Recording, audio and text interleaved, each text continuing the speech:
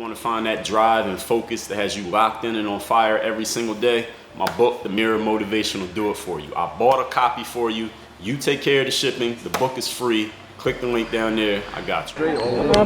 Now tuned in to the show where you learn the discipline to show up day after day, to do the work, the confidence to put yourself out there boldly and authentically, and the mental toughness to continue showing up, doing the work, putting yourself out there even when the success you've expected to achieve is yet to be achieved. And on top of all this, you get a huge dose of personal initiative, the go-getter energy that moves you to make things happen instead of waiting for things to happen. Putting all this together, you get the mindset, the method, the philosophy, the book, the podcast known as Work on Your Game. My name is Dre Baldwin, also known as Dre All Day, and welcome to the show. Today's topic is how to strategize for your success. Now, we recently just talked about how to keep your hope alive even when things may look in a way that we would sometimes describe as hopeless, when things aren't looking good, how to keep that hope alive. And I mentioned strategizing. I told you we do a deeper dive into strategy, and that's what we're doing here today. Strategy is the next level after hope, or maybe is a few levels above hoping, because hoping is just a belief that something's going to happen, but you haven't actually taken any action to help that thing happen. Strategizing is when you start taking some tangible actions to increase the odds of a certain outcome occurring.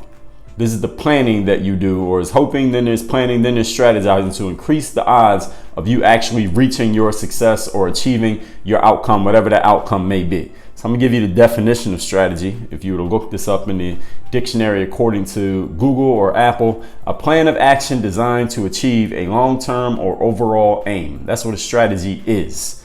Now think of strategizing as a way of enveloping or surrounding your success or surrounding your outcome. Whatever that outcome is, you want to envelope that outcome. You want to surround that outcome in such a way that no matter what happens, whichever way that outcome goes, no matter what it does, is going to be a favorable outcome for you. That's what strategizing means. It does not mean that you're going to have a perfect plan. It doesn't mean that everything you do is going to be executed to a T and nothing will go wrong and you're just 100% and flawless. It means that you are putting together your plan of action in such a way that even when at certain points of your plan, things don't go exactly as you thought they would, or you don't execute things as crisply as you thought you would, you are still able to achieve the outcome. That's what strategizing means. You factor in the fact that everything's not going to go how you expect, which we'll talk about as we get into this. So no matter what happens, things will work out in your favor when you have a sound strategy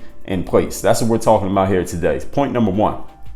Today's topic is how to strategize for your success. First thing you got to do is figure out what it is you're looking to achieve. What is the outcome that you desire? Before you begin doing anything, you need to know what your outcome is. Napoleon Hill said in Think and Grow Rich that the starting point of success, the starting point of achievement, and the ending point of achievement is having a definite chief aim, meaning you must have a goal that you're looking to accomplish. I've said many times, if you do not have a goal, you don't have anything that you're looking to accomplish in life, then it's impossible for you to be successful. The only way you can be a success is to have an aim and to be taking action in the present to get towards that aim. If you don't have an aim, or you're not taking any action to get to that aim, it's impossible for you to be successful. Therefore, you must be a failure, because you're either one or the other. There is no in between with the two. So you start at the end. This first step to strategizing is start at the end, meaning what's the outcome, and then work backwards from there. So once you decide what your outcome is, let's say I want to have a business that's that's listed in the Fortune 500 of companies. So then you start working backwards from there. In order for me to have this business, let's say right now you're unemployed, you don't even have a job, you have nothing close to a business, you might not even have any money saved up to start a company. Maybe you don't even have an idea, but you want to have this company on the Fortune 500. So you got to work backwards from that outcome. What would have to be true in order for me to have a company listed there? Then you can look up the Fortune 500. You can see, all right, every company listed here has at least 1,000 employees. So I would need 1,000 employees. They each do at least $10 million a year in revenue. So I'm going to need 10 million in revenue. They each are, and then you can go find what are the common attributes that each one of these who have already achieved the outcome, what do they all have in common? And then those are things that will probably need to be true for you. And anything that you don't reach to be true, then you probably have to compensate for it with a whole lot more of another factor. So if you're not going to have 1,000 employees, maybe you only have 500, then you might need twice the revenue in order to still be able to make up for what you're lacking. So first of all, you got to ask yourself, what would have to be true for me to achieve this outcome? For me to get on that Fortune 500 list, I need to have this much revenue, this many employees. Maybe I got to be in this type of industry. Maybe I have to sell to this many customers. Maybe I had to have this type of PR campaign to make sure that Fortune, who makes the Fortune 500 list, knows that I even exist and knows that I'm doing what I'm doing. So you figure out all the things that need to be true there. Then you take a step backwards from there. For me to have 1,000 employees right now, I don't have any employees. I'm not even an employee myself. What would have to be true? Now, you're probably gonna have to be generating a certain amount of revenue because those employees are not gonna work for free. You're gonna have to pay those individuals, and they're probably gonna need to be good at what they do in order for you to be making 8 figures a year in revenue. So those are two things that need to be true. You need to be bringing in some revenue for your business in order for you to have 1,000 employees. If you have 1,000 employees, you're probably gonna need some business going on. You're gonna need some customers, some prospects, some people who you are selling to, because what are those employees gonna be doing all day if you don't have any prospects, or you don't have a product, you don't have any services that you offer, you don't have anything for them to actually be doing? Then what's the purpose of even having the employees? You would just be bleeding money paying them. And where's this money coming from? Again, from your sales. Maybe you're gonna need a building, some physical type of location for those people to work in. If you got 1,000 employees, maybe you need multiple offices. I'm not sure you can fit 1,000 people all in one office or even in one building, unless you're gonna buy the entire building. But being that you're that size, you're probably gonna have offices all over the United States, maybe offices in other countries, because that's where you're doing business. Wherever you're doing business, you're probably gonna want locations. Now, for all of those things to be happening, what else has to be true? And then you just keep going backwards and take a step back and a step back and a step back. If you were trying to do something, let's say maybe it wasn't on such a big scale. If you're a middle school player or a high school athlete and you're trying to make the varsity sports team, all right, for me to make the varsity sports team, what needs to happen? Well, only 15 people get to make the team, so I need to be one of the best 15 performers at the auditions or at the tryouts or whatever they call it when there's your opportunity to show your game. In order for me to be one of the best 15, you can just use deductive reasoning. Maybe there are 10 players who already have a spot on the team. So really, you got to be one of the best 5 players who isn't already on the team. And for you to do that, now you strategize, because there's no guaranteed black and white answer for exactly what's going to get you there. Maybe the coach is looking for maybe he's looking for people who can score points if it's basketball. Maybe he's looking for a pitcher if it's baseball or softball. Maybe he's looking for someone who's a great high jumper if it's a track team. I don't even know how track team tryouts work. But you understand that there's no one guaranteed thing you can do that will absolutely assure that you're going to subjectively be chosen by a person who just gets to choose based on their opinion who they want. So you factor in these things. All right, what are all the different things that I could show that could possibly work in my favor? And this is where you get to strategizing, because again, there's nothing black and white that says if I absolutely do this thing, it guarantees I'm going to get this outcome. It doesn't always work that way in life. Oftentimes, it doesn't work that way in life. Just because you feel you're the best at something doesn't mean you're going to be recognized as the best by the people whose opinions actually matter for recognizing who the best is. And I'm sure everyone listening to this has been in that situation before. This is why you strategize, because your plans and your ideas and opinions may not match with everybody else's plans and opinions, but you can still figure out a way to achieve that outcome. And again, you continue to work backwards. What else will have to be true? What else will have to be in place? What would I need to accomplish in order for this to happen? If you're going to make your varsity sports team in school, you're probably going to need a certain level of grades. You're probably going to need to be performing a certain level in the classroom if you're going to be on the team. Because if your grades aren't good enough, then you would be academically ineligible. And maybe you need to fill a spot that the team needs. You see that the basketball team has a whole lot of guards, so maybe the team needs someone who can play forward, or someone who would be the big guy or the big girl on the basketball team. Or maybe they have a whole lot of ball handlers, and need some shooters, or some people who can finish around the rim, or maybe some people who don't even need the ball, just need to play defense. This is all the reasoning you need to be doing as part of your planning. So then when you get to the situation, you have all of these different options for possibly getting there. But you're doing this through this whole process. What we're talking about here, we're still on point number 1. This is called deductive reasoning. So you take the outcome that you wish to achieve and whatever would need to be true from there, and you just keep working backwards. What would need to be true for that to happen? What would need to be true for that? What would need to be true for that? And you keep working backwards until you get to where you are right now, and then you have your whole plan in place. I would suggest you do this on paper, because you're not going to remember everything that you thought of and said. And you're probably going to think of and say multiple things at each level. So then as you are building your strategy, you have a plan. You have branches in your plan that says, okay, if this doesn't work out, then I have these other 5 options. If that doesn't work, all right, here are 10 other ways that I could get to this point right here. That's how you begin mapping out your strategy. That's just the beginning of it though. As we move on to point number 2, today's topic is how to strategize for your success. Do not try to reinvent the wheel. The reason why I'm telling you not to try to reinvent the wheel, because you don't have to reinvent it. The wheel has already been created. Utilize it. Right? Don't give yourself extra work is the best way to put that. When I say don't reinvent the wheel, what I mean is go and see what has already worked in the past or what is working right now in the present, and choose elements of what's already working or what has already worked and take them for yourself. Appropriate those elements for your own strategy. Maybe you don't copy exactly what other people have done. So let's say if we go back to the Fortune 500 strategy, any company is listed on the Fortune 500, you can probably go Google them. You can see their website. You can find out who owns the company. You can get a good idea of who's working there. You can see what their products and services are, how long they've been in business, what markets they're working in, what countries they operate in. You can find out damn near everything about these companies, right? So you can go look at that, and maybe you don't copy exactly what every other company is doing, because then we wouldn't need you if you're just doing what they're doing. They're doing it better than you. And as you're unique, but you can take pieces of what has already been proven to work and use it for your own purposes. And sometimes taking pieces of what's already proven to work doesn't have to come from specifically someone who's doing the same thing that you're trying to do. Maybe you could take something from one area and bring it over to a different area because it'll work in other areas as well. For example, when Tim Ferriss, who I mentioned, he's the author of the 4-Hour series of books. When he put out his book, The 4-Hour Body, Tim did something that I hadn't seen an author do before, and he talked about this, is that he made a trailer for his book. This is kind of a normal thing now. Many people do it, but a book trailer, which was like a short video, maybe a couple minutes, 2, 3, 5-minute video that is getting you excited and teasing you about what's going to be in the book.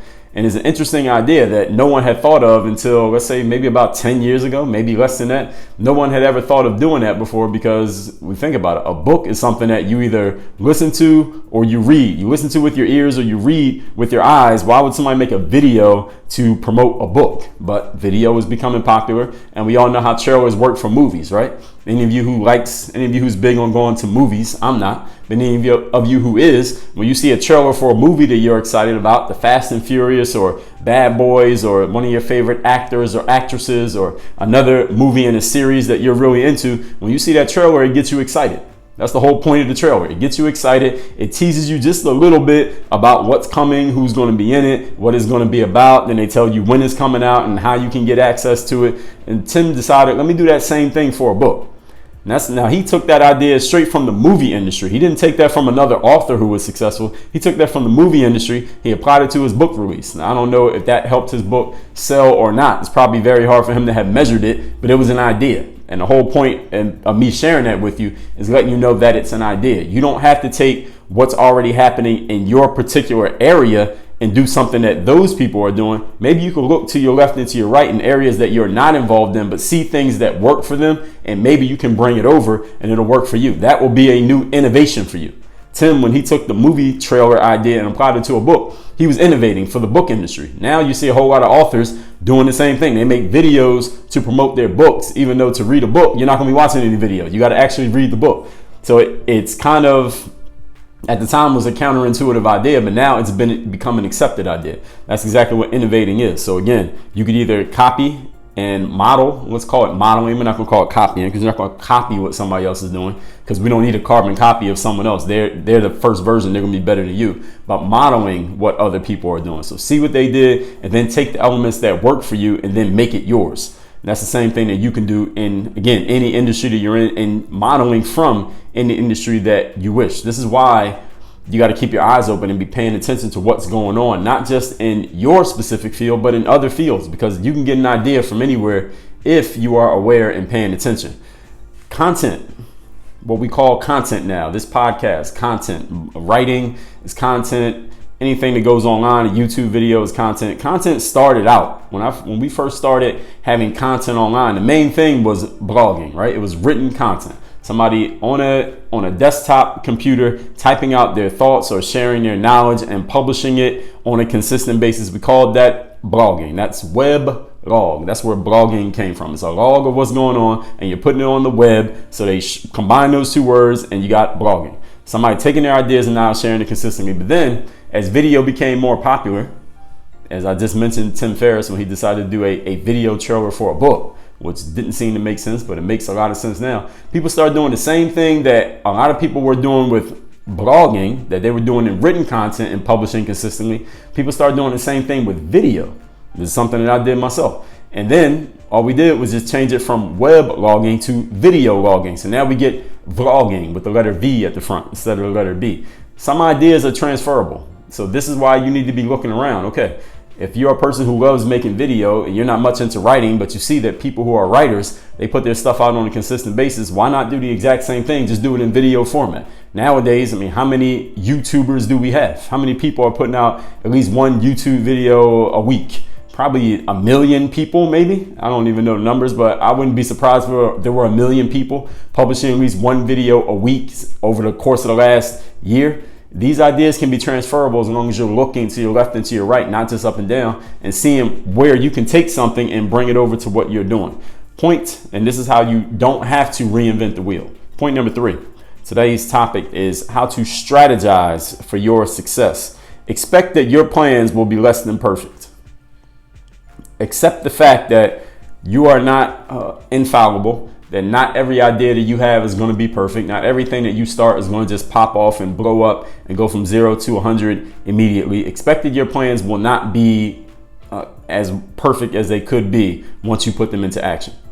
Know that whatever your plan is probably not going to happen exactly as you planned it. And that's why strategy is so important. As I've already explained, strategizing is not just saying I'm going to do A, B, C, and everything's going to work and boom, I'm there. Because as soon as something doesn't work, now your whole plan falls apart. Strategizing is saying I'm going to do A, but here's 10 different ways that it could work. So if the first 5 don't work, I still got these other 5 that I can try. And if these are not working exactly, then I have these other parts of it. I still have these other branches. It's kind of like putting that decision tree together. And if you ever seen a decision tree, and if you haven't, Google it so you have a visual of what I'm talking about. This is how you plan for the fact that you know that you're not perfect.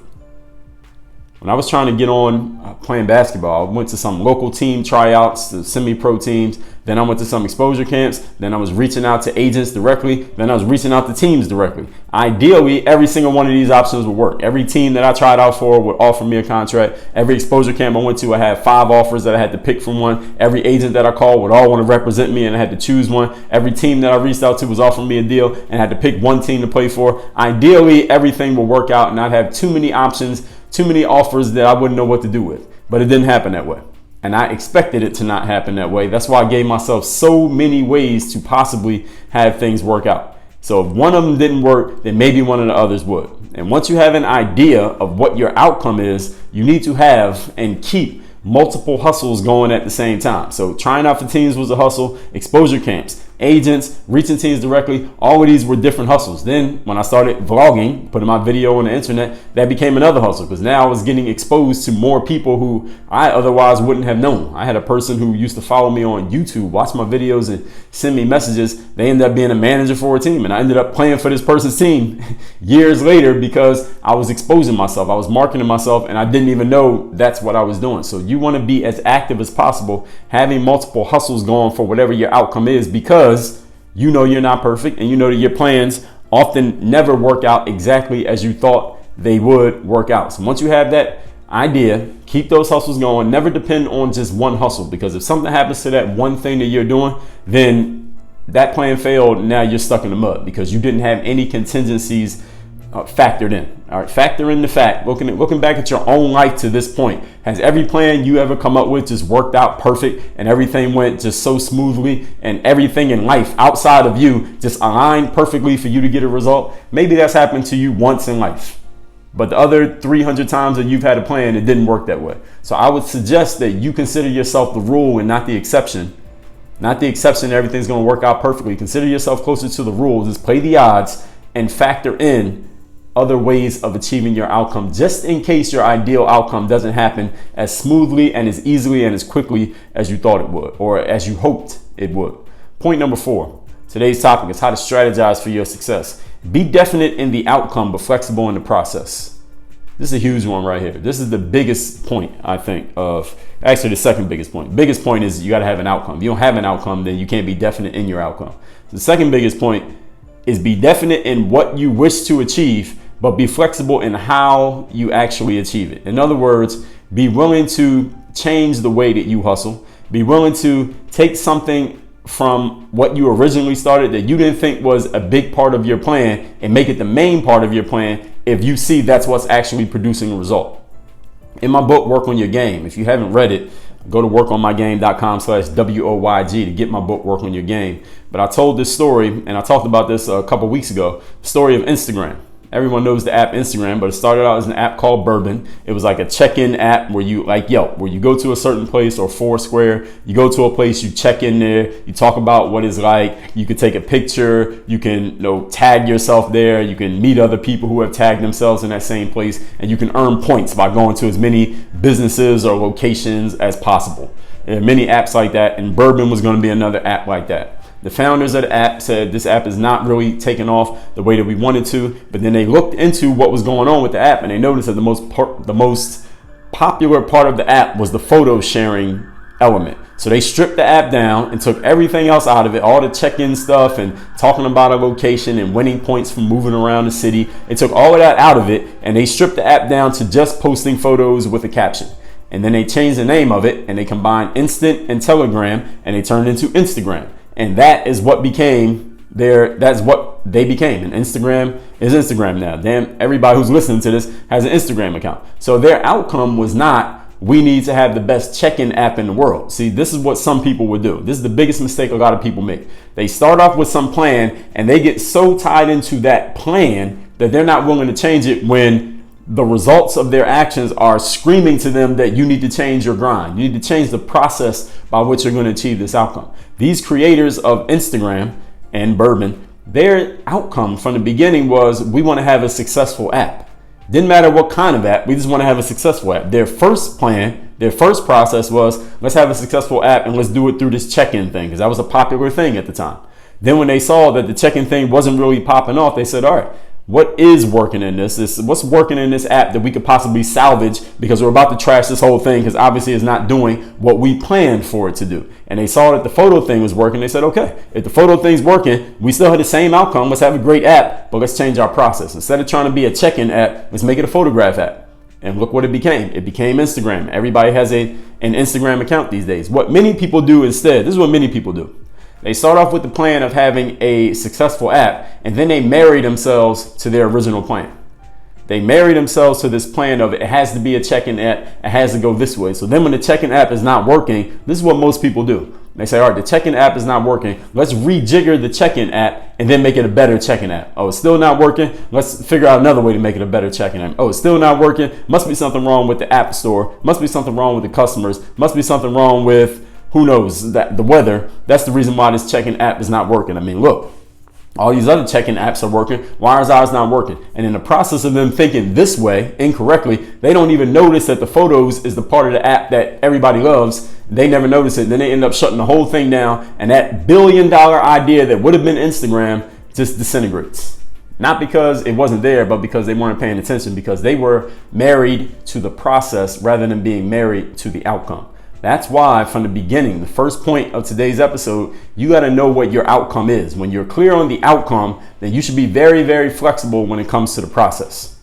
When I knew by the age of about 16, I wanted to play professional basketball. The process that I envisioned was I would finally make my high school team as a junior, like Michael Jordan, average 25 points a game, then average 30 as a senior, get a scholarship to college, play 1, 2, maybe 4 years if I had to, then be in the NBA draft, and the rest would be history. That was my process. That was the original process. The outcome was I just wanted to play pro basketball. That was the process that I had in mind. So when that process didn't work, starting with me not making the team as a junior in high school, not averaging 30 points. I don't think I scored 30 points my whole senior year in high school put together, and I had to walk on in college. Okay, obviously this process, the plan that I had immediately, the first idea I had ain't gonna work out, but the outcome I still had. When I ended up not having a walk-on in college, not being on the team my senior year at Division III school, the process obviously was not working the way that I thought it would, but the outcome never changed. I never changed my mind about the outcome, which was to play pro ball. So when my plan went all the way a whole different direction, 45 degrees, 90 degrees to the left of where I expected it to go, I still had the same outcome in mind.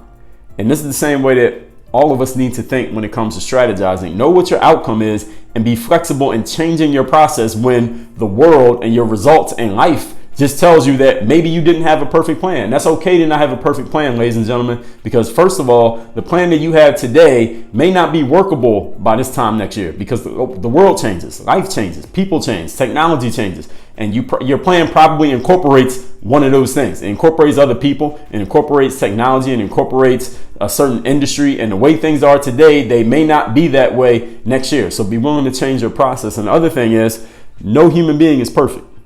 We will never have perfect, excellent, everything works 100% plans because we're not robots, we're not computers, and the world is also not in sync with us. That's the third reason.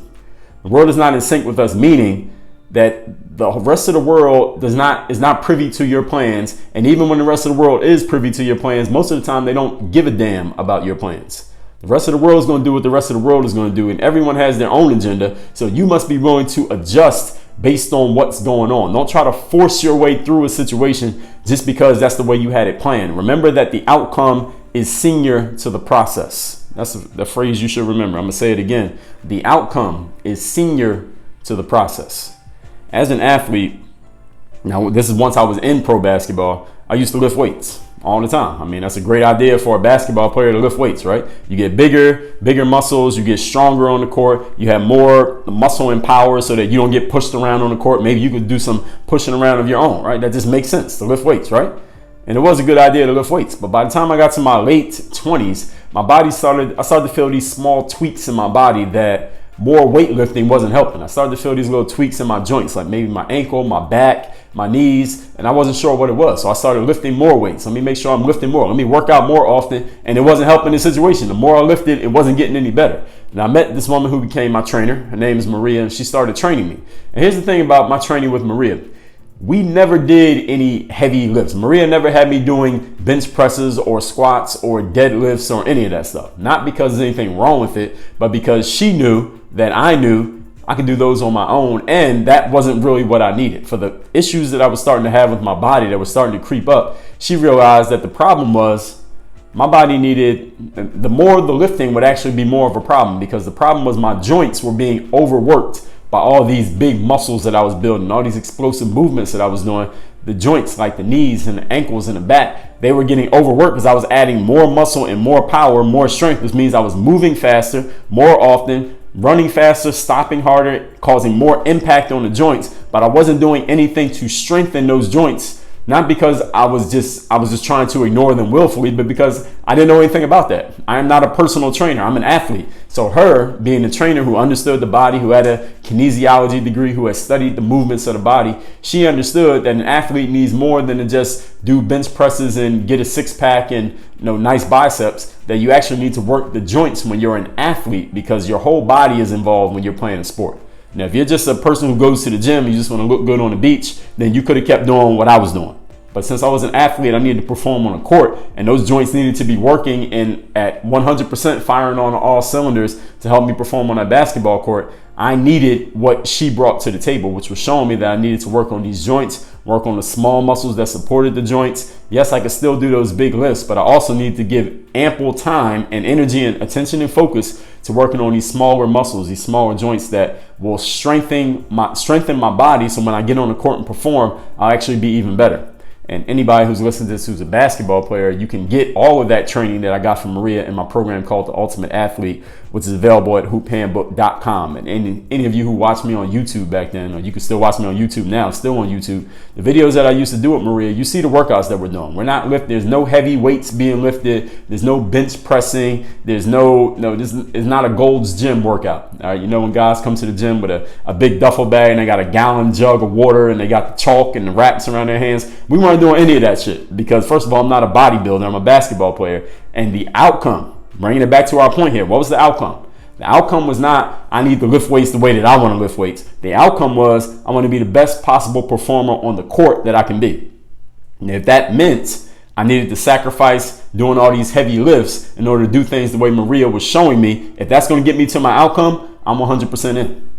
And you must be wise enough, smart enough, intelligent enough, open enough as an individual in your mind to change your opinions, change your beliefs, and change your actions when you get new and better information that will get you closer to your outcome. I suggest you rewind that sentence and listen to it again. The goal was to be the best player that I could be, and as I followed her advice and what she was telling me to do, it worked. I was coachable enough to listen to what she was saying. Many of us are so attached to the how rather than attached to the outcome that we don't get our outcome because we're married to our plans. This is something that happens. I'll tell you the story about, or I mentioned many anecdotes about the TV show called The Prophet. Comes on CNBC, and the host is, or the main character is a guy named Marcus Lemonis, and he's an entrepreneur. Any of you never watched this show, I suggest you watch it. It's a perfect picture of what I'm explaining to you right here. And all of us is in business one way or another, even if you're not starting your own brick and mortar. So what Marcus does, he goes into brick and mortar businesses that are not doing as well as they could be doing, or maybe they're close to going out of business because they're running out of money. They owe money to their vendors. They owe money to their employees. Marcus comes in to save the business. And what he does is he writes a check to cover the debts of a business that's struggling. He buys into the business, so he becomes one of the owners, and he tells them, I'm the person that's going to be in charge. And then he starts incorporating changes. And often what happens on the show, and this is what makes it a good TV show, because it wouldn't be a good TV show without drama, right? As soon as Marcus starts incorporating the changes, let's say he comes into a bakery, it's struggling, they're about to go out of business, they haven't paid their employees in a month, and he pays the check so that finally he gives them a check so they can pay off their employees, they can pay off their vendors, and he's going to remodel the store and change the menu and change the way they do things so they can do better business. And as soon as Marcus starts making these changes, the business owners almost always, inevitably, every time they start pushing back. Like, no, I don't want to change the look of the store because I built the store with my bare hands and we've been a family business for 30 years and I've always done it this way. I don't like the fact you're bringing in all this change immediately. And what are you listening to? What are you hearing? You're hearing people who are so tied to the process that they forgot the goal was the outcome. And Marcus finally, he reminds them, it happens every episode, go watch it, you'll see for yourself. He always reminds them, hey, remember what we agreed to. First of all, that since I wrote you that check, I'm in charge, number one. And number two, remember why you got in business. Okay, you got in business so that you could deliver to people and help people and give them these great baked goods or whatever it is they sell. And you want to get it to them as efficiently as possible, at as low a cost as possible. And you want to stay in business, right? Because if we keep doing things the way that you've been doing them, if we stick to your process that you're married to, you'll be out of business right now because I'll just take my money back and you're going to fail. And none of your employees will be paid and you'll be done. All right, you want to do it that way, or you want to change this process so we can still achieve the outcome? He has to remind them that it's not about the process, it's about the outcome. So any of you solopreneurs, entrepreneurs out there, business owners, you need to remember this too. Remember what business you are in. I did a whole episode on that. I believe it's episode 1178. I did a whole episode on what business you're in. You're in one business. You need to figure out what that one business is that you're in, and everything else that you do, you are flexible about it in order to achieve the one outcome of the business that you're in. Can't be in two businesses. What's the one business that you're in? That's the one thing that you're definite on. That's the one thing you're not changing. Everything else works for that one process. And if it needs to change, if you need to flip it around, if you need to throw everything away and start from scratch to continue to get to that one outcome of the business that you're in, you should be willing to do that, because that's what strategizing is about. As we recap today's topic, which is how to strategize for your success. Remember that strategy is the next level after hoping, after planning, that increases your odds of success because you're enveloping the outcome. And no matter what happens, you are giving yourself a way of achieving that outcome. The definition of strategy is a plan of action designed to achieve a long-term or overall aim. Point number one, start at the end and work backwards. This is the most important element of success for anybody, whether you own a business, whether you are an athlete, you're a coach, you're a student, is having a definite chief aim. This is the starting point of success. What is the outcome that you wish to achieve? And from there, work backwards from where you want to be to where you're at. What would need to be true for this to happen? What would need to be true for that to happen? What would need to be true for that? Keep working backwards until you get to where you are today. And now you have options. You have a skeleton of what your strategy needs to look like. Point number two, You don't need to reinvent the wheel. It is much quicker if you look at what has already worked and model it and make it work for you. Maybe you don't copy exactly what others have done because you're unique, but you can take pieces of what is already proven and use it in your own way. For example, you got authors who started making trailers the same way that a movie does a trailer, and started making trailers for books. It didn't make sense at first, but now it's an accepted thing. It used to be blogging. If you wanted to create content, you had to write something down and put it out consistently. Then people started liking video more. They said, oh, why don't we do the same thing on video? Then we got vlogging, and now that's a normal thing that people do all the time. Even this podcast right now, I'm recording it on video because it's a normal thing to take video and put it out consistently. Point number 3, expect your plans to be less than perfect. Why? Because human beings are less than perfect. Know that whatever you plan, it probably will not happen exactly the way you planned it. That's why strategy is so important. It factors in options and contingencies for the inevitable fact that things are not going to be perfect, because we are not perfect. When I was trying to play ball game, I saw many different ways to make things work. You need to do the same thing with whatever you are aiming to do. Have multiple hustles going at once. Never depend on just one, because if that one fails, then you're going to be stuck in the mud. And number 4, be definite in the outcome, but flexible in the process. The starters of an app called Bourbon. It was a check-in app. It wasn't doing too well, but they noticed it was one thing about that app that was doing well. It was the photos thing. That was the part that people liked. So they stripped it down, changed it to just a photo app, renamed it Instagram, and they got their outcome. Because their outcome wasn't, we had to follow this process. That wasn't the outcome. The outcome was, we want to have a successful app. And if that app was a check-in app, or was a dating app, or was a photos app, didn't matter to them. They just wanted a successful app. So when they saw what part was working of the process, they got rid of all the rest of the process and changed how they did the process to achieve their outcome. The problem that many of us have is that we get so married to our process that we forget the outcome is more important. The process works for the outcome. Okay, the process is the employee, the outcome is the boss. Everything is subservient to the outcome. Do not get so caught up in your process that you forget the outcome is the most important thing. Many of us get so attached to the how we do things rather than to the actual outcome of what we're doing that we lose sight of this so much, and it slows so many of us down so often. Now, speaking of strategy, I've given you 1,300 episodes of ways that you can strategize for your life, for your mindset, for your business, for your sport, for your interpersonal relationships, for your mental game, your physical game, every other game in between. All of that is in the game group, the properly named game group. So all you need to do to get a free 2-week trial to this game group, which has all 1,300 episodes, 800 hours of material, just like what you've been listening to for the last 30 minutes, 40 minutes, and 6 exclusive game group only courses, and monthly calls live with me, and a whole bunch of other stuff that I'm not going to spend another 10 minutes talking about, but I could. All you got to do is go to workonmygame.com/game group. Start your free 2-week trial of the game group membership. I'll see you in there. Work on your game. Dre all day.